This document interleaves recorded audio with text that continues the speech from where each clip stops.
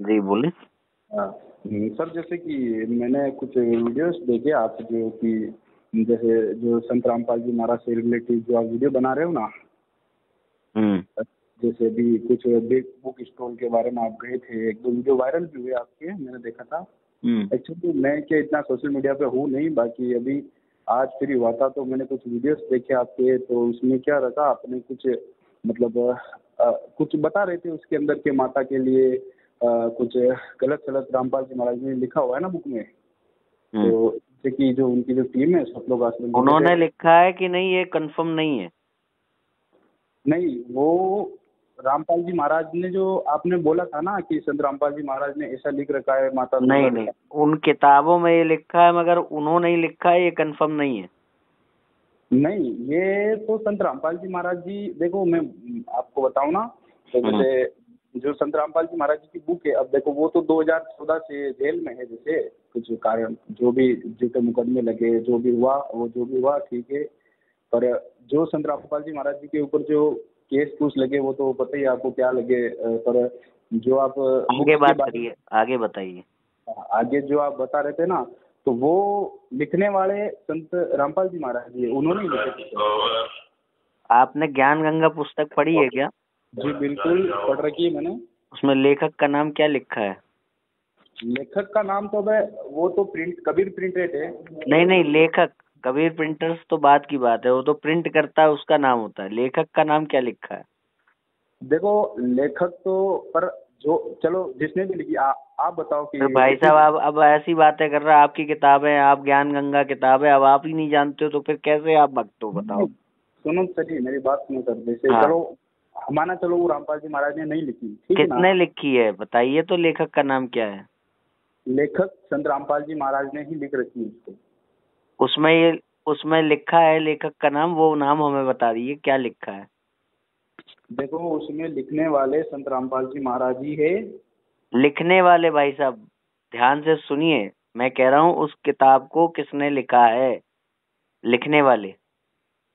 वो मैं आपको बताता हूँ जी, अब किताब खोल के देखोगे फिर बताओगे। नहीं, किताब तो मैं तो मैं तो कंपनी में हूँ। हाँ।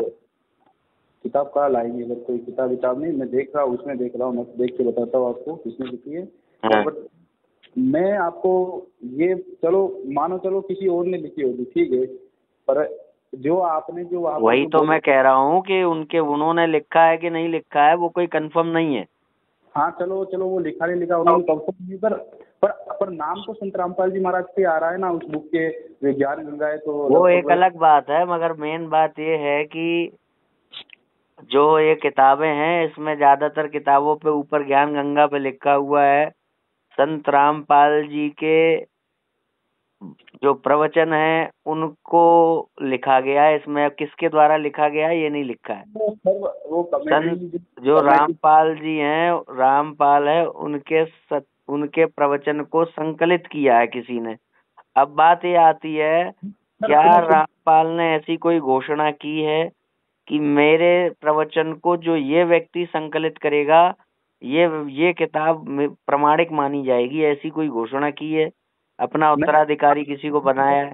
क्योंकि मैं आपको एक बात बताऊं कि रामपाल के सत्संग बहुत है।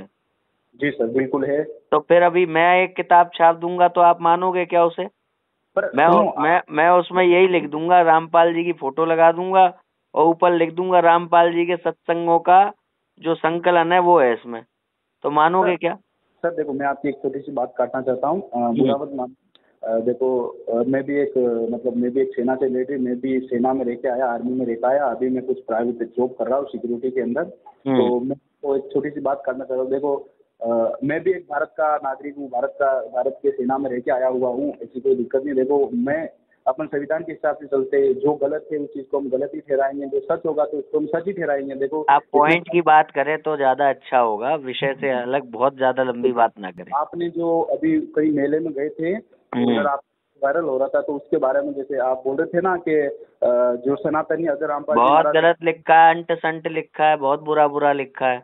बिल्कुल बिल्कुल। तो अब मैं आपसे पूछना चाहता हूँ कि ब्रह्मवेदी पुराण, शिव पुराण, उनमें भी इतनी घटिया बातें लिखी हुई है फिर? आप बताओ। आप उन घटिया बातों को अगर घटिया समझते हैं तो उन ग्रंथों को आप सदग्रंथ मत कहो ना। क्यों नहीं कहेंगे सर, वो अरे अपने आप हिंदू। जब उसके अंदर क्या लिखा है, घटियापन लिखा है ना, क्या लिखा है? उसके अंदर वही जो अभी आपने क्या कहा, उसके अंदर घटिया बातें लिखी हैं।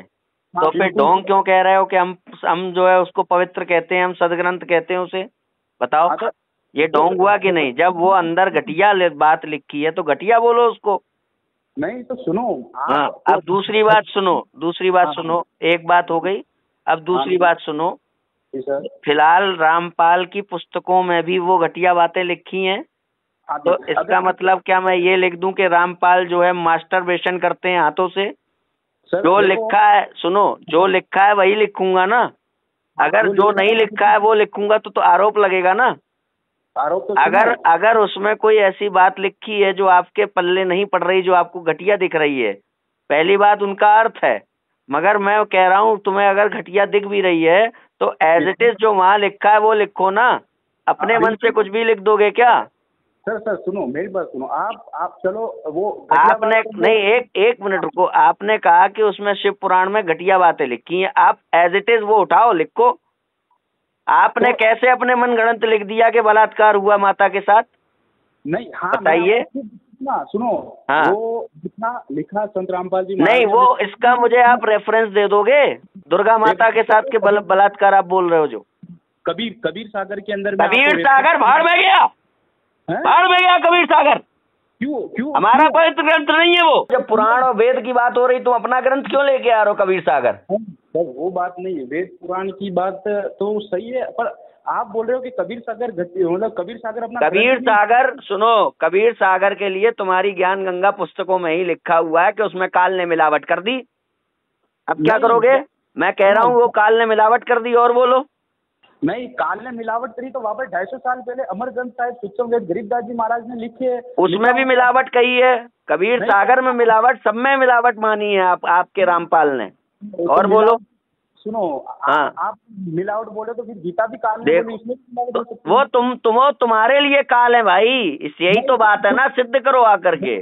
फालतू बात मत करो। अभी बात ये हो रही है कि क्या पुराणों में, अभी तुमने मुझे कबीर का उदाहरण नहीं दिया था, अब तुम कबीर का उदाहरण दे रहे हो। तुमने मुझे कहा, सुनो, आपने मुझे ये कहा था, आपने मुझे ये कहा था कि ब्रह्म वैवर्त पुराण में भी तो ये सब लिखा है। हाँ बिल्कुल। तो मैंने आपको ये कहा कि पहली बात तो उन बातों का अर्थ है। आप समझिए कि वहां पर शक्तियां किस तरह से कार्य करती हैं, वो अर्थ प्रकट किए जाते हैं इन घटनाओं के द्वारा। इसको कहते हैं प्रतीकात्मक व्याख्या। समझ रहे हैं? प्रतीकात्मक व्याख्या, सिंबॉलिक एक्सप्लेनेशन। सुन लीजिए।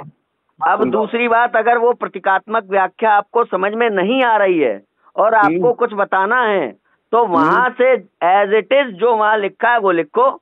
तुम अपने मन से कैसे कर रहे हो चीजें? कैसे कर रहे हैं? अब अगर तुम्हारी जो बातें घटिया हैं और तुम्हारी किताबों में लिखी हैं, तो इसका मतलब ये हो गया कि रामपाल के लिए मैं कुछ भी लिख दूं कि रामपाल नंगा घूमता था, ये सब मैं लिख दूं। तो सुनो, लिखने वाला कौन है? ब्रह्मवेदी पुराण किसने लिखी? अरे यार, तुम तो अभी जो तुम बदल के लिख रहे हो वो तो तुम लिख रहे हो ना। नहीं, हम कहाँ लिख रहे हैं? और कौन लिख रहा है? कौन लिख रहा है और बताओ। नहीं वो नहीं मत करो। ऐसा है, कोई चर्चा करनी है, आप लाइव आइए। इसी नंबर पे फॉर्म मिलेगा, उसको भर दीजिएगा, लाइव चर्चा करिए आमने सामने से, जिससे जनता भी देखे आपकी ये चीजें जो बोल रहे हो।